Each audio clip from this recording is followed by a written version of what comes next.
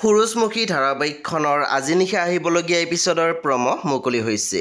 আজিৰ প্ৰমৰ প্ৰথম ভাগত আমি দেখিবলৈ পাইছোঁ অনুস্মিতাক মাকে কৈ আছিল, কিছুদিন মই ঘৰত নাথাকোঁতেই তুমি এইবোৰ মানুহৰ লগত হলিগলি কৰিছা।